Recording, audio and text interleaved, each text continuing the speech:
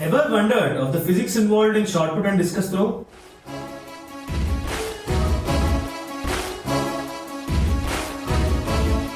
Well, I am here to help you with that.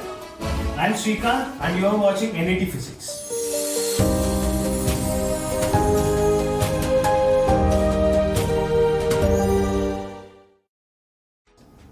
Today, we are going to understand the concept of shot put and discus throw using an Iredove problem, which is very similar to what the actual problem is. Okay, the problem here is question number 1.120 in Iredove. Question number 1.120. Those who have the books, open it and read it, and those who don't have it, well, I am here for you to read it. Okay, the question says the kinetic energy of a particle moving along a circle of radius r is given by T is equal to a square, where a is a constant and s is the distance travelled. S is the distance travelled. So this is all is given in the question, and the question he asks us to find is find the force acting on the particle as a function of distance travelled. So if you observe carefully, the question is given in terms of distance and the answer is also asked in terms of distance. There is no time involved. So today's question I am going to solve without using time at all. Okay. So the question, let's write the question down. What are the values given in the question? The question says the kinetic energy of the particle is given by, what is the definition of kinetic energy? It is generally half mv square. Half mv square is given by T, which is also equal to as square, where s here is distance travelled. S is distance travelled. Very important. Okay. And then he says it is moving in a circle of radius r.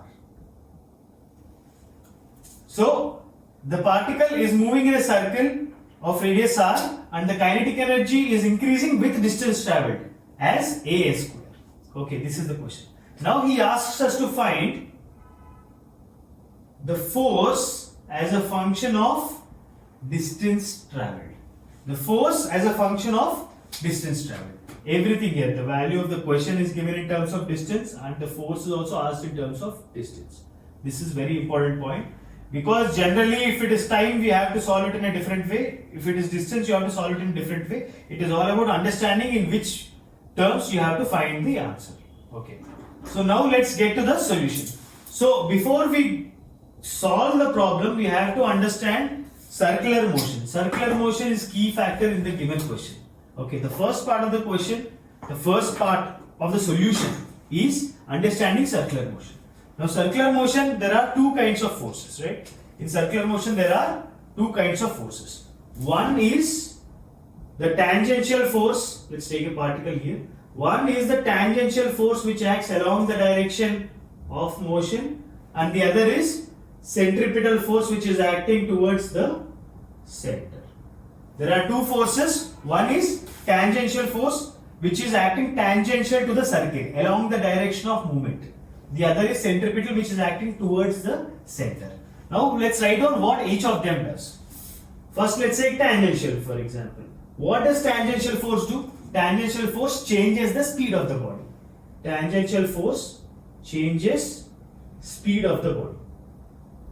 Does it change the direction? No. What makes the body move in circle? That force is called as centripetal force. The centripetal force causes circular motion. Now does it change speed? Centripetal force does not change speed. It does not change speed. Okay, now we have to understand the characteristics of both of them before we enter the solution.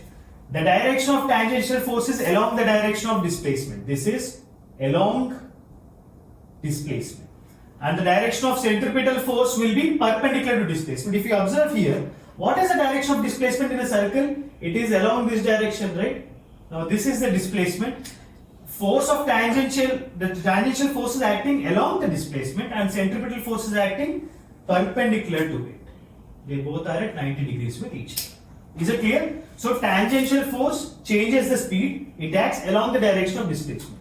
And centripetal force causes circular motion. It does not change speed, and the direction, and it is perpendicular to the perpendicular to the direction of movement or perpendicular to the direction of displacement. Okay, so these are the two things. One is tangential force which is along the direction of displacement, the other is centripetal force which is perpendicular to direction of displacement. Okay, so from these both we can draw many inferences, but this is the main concept of circular motion here. So let's calculate one of these forces first. The first force we will calculate is let's say Ft. Since we took it as 1, let's find Ft first. To find F tangential. This is the first question. Now, we saw here the direction of tangential forces along displacement.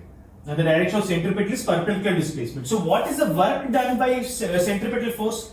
There is one more thing you have to understand. The work done by centripetal force when the body is undergoing circular motion is 0, because force and displacement are perpendicular to each other. Remember, when force and displacement are perpendicular to each other, the work done will be 0.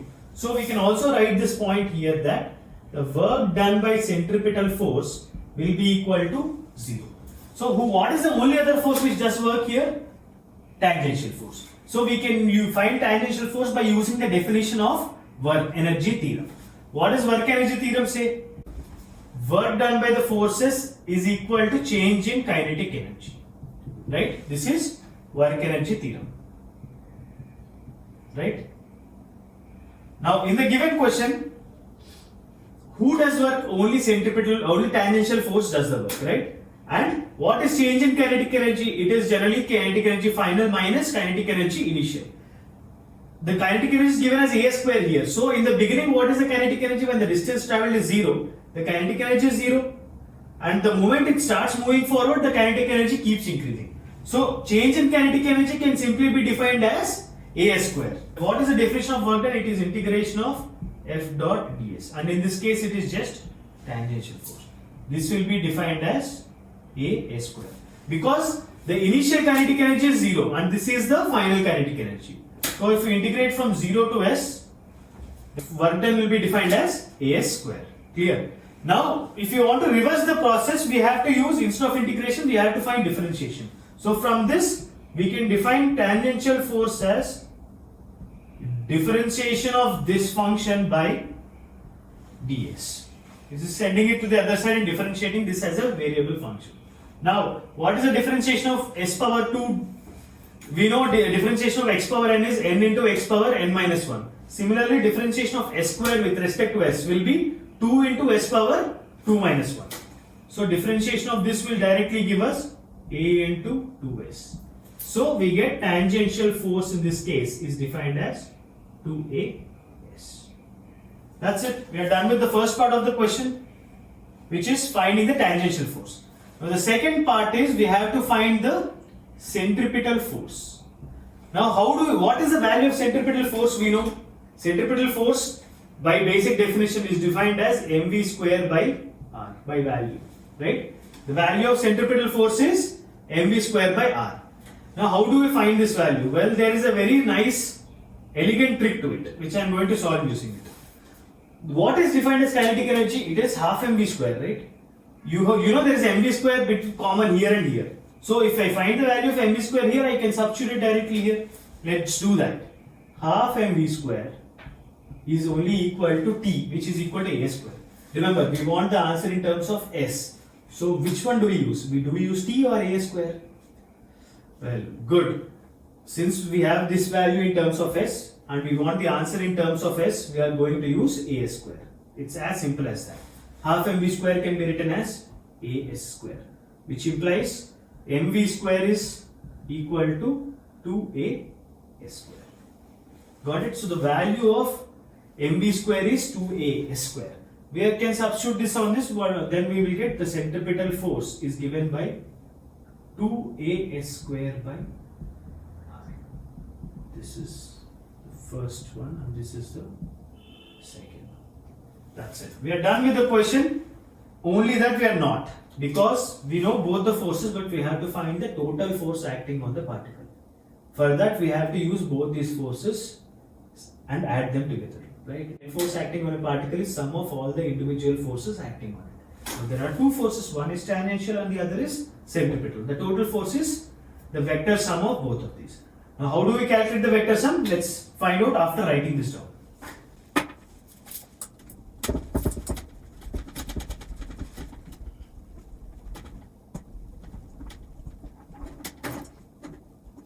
Yes, now from the given inference we know that the tangential force is equal to 2as and the centripetal force is equal to 2a square by r, where r is radius, a is constant. Now both the forces are acting perpendicular to each other, right? If you take the circle, the centripetal force is towards the center and the tangential force is along the tangent, and both of them make 90 degrees with each other. Now what is the vector sum of two vectors which are perpendicular to each other? You can use Pythagoras theorem, because the sum of two vectors will be equal to root of ft square plus fc square plus 2 ft fc cos theta. Now what is the angle between both the vectors? It is 90 degrees. And what is cos 90? It is 0. So this whole thing can be removed because theta is 90 degrees. Clear? Since theta is 90 degrees, we can say the whole thing is 0. From that we will get f is equal to root of ft square plus fc square. We know the value of both of them, so let's substitute and directly do it right away, which is equal to root of 2as whole square plus 2as square by r whole square. 2as is common in both of them if you observe, so we can just bring it outside. So we get 2as into root over 1 plus s by r whole square. Or you can also write it as 2as by r into root over s square plus r square. So the total magnitude of the force is given by this. Clear? So this is, it might look a little complicated in the beginning, but then once you know the concept of circular motion properly, these are the main points you have to understand in circular motion, with which the problem can be solved step by step. Okay. So until the next question, see you.